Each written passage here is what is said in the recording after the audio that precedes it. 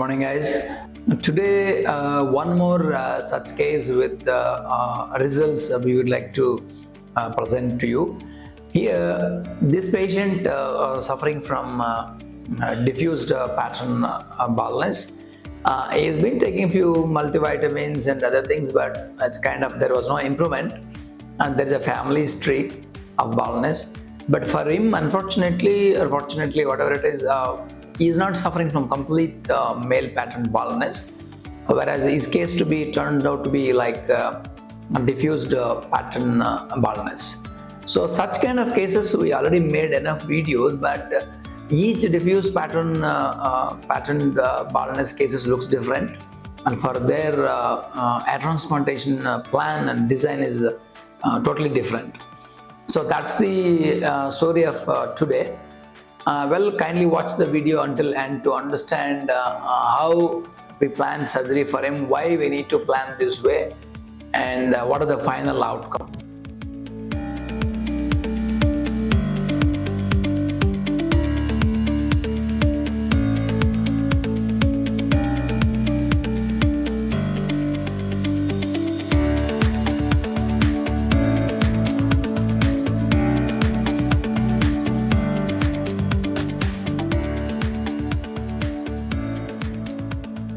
Look into the case. This gentleman aged 43 years walked into our consultation.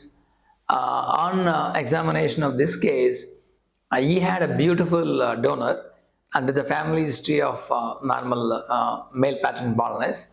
Whereas surprisingly, this guy is suffering from a diffused pattern type of baldness.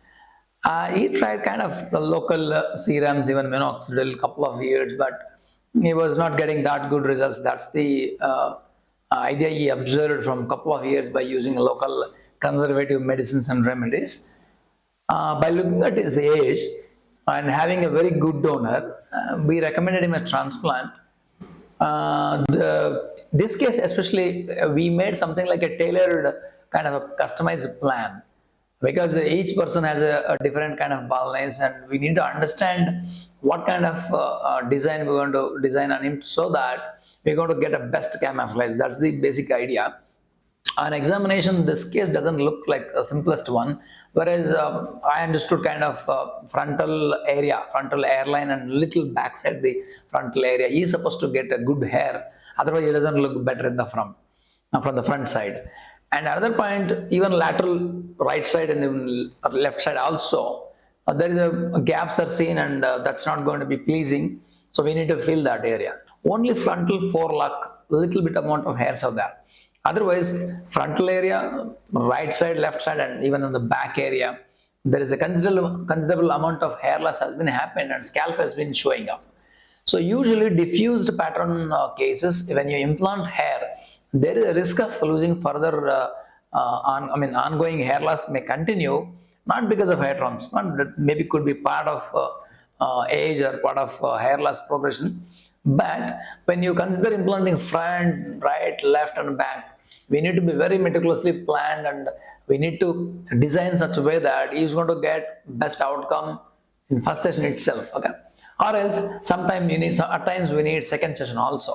So this patient we planned such a way that we designed a beautiful hairline plan, and when I observed before taking photographs and after taking photographs in the direct visuals, indirect visuals in the mirror, and even in the photography, all these three made us to understand which area exactly we need to implant the hair. That's the plan basically. Without this plan, just like looking at a patient, and if you try to implant the hair, it doesn't give a good results. So basically on examination itself will give us a clear picture, and indirect visuals like looking in the mirror and even in the good photography can make beautiful ideas before starting the transplantation. So we implanted, because the donor was very good, we implanted frontal area, right side, left side, and few in the vertex crown area, also a little in the mid scalp, and not in the frontal forelock.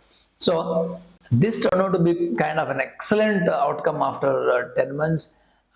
When the Cumming test was done and checking it, kind of density we achieved under bright sunlight and for the flash camera, the beautiful density we achieved it.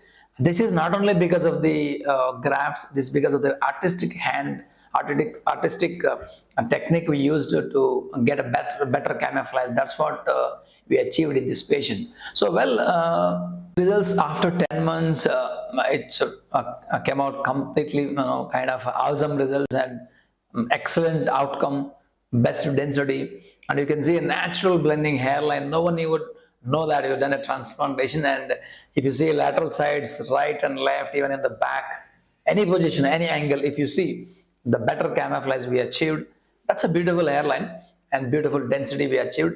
It's not only because of having the good number of grafts, it's kind of a best plan and design we achieved it. We planned it during the consultation. What does the patient need? Probably patient can tell many things, but the way we observe to be totally different. We see in a different angles and plan the design during the procedure. We take enough time to think about making the plan. That's the most important. That turns out to be best outcome in this patient. So getting this always this doing a transplant surgeries and diffuse pattern patients is not a joke. It's kind of a challenging.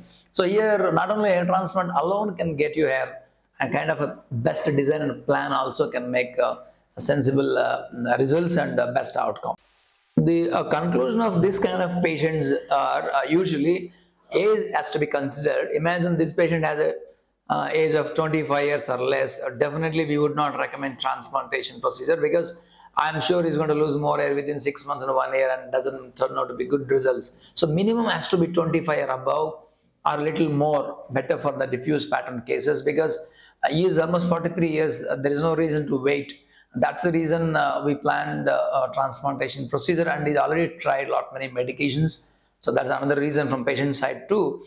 And always diffuse pattern cases are challenging for surgeons and team because here a simple transplant technique doesn't make any sense because if you can see a lot of the patients comes to me just simply implant in the frontal hairline, and that looks so horrible and botched transplant from lateral views or from backside it doesn't look good at all.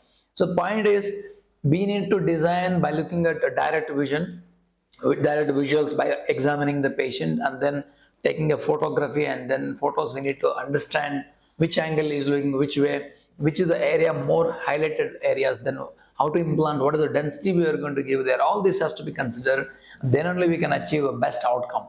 So that's the importance of best expertise hands and passionate minds to get an artistic outcome. And that's what about this story. Thanks for watching our videos.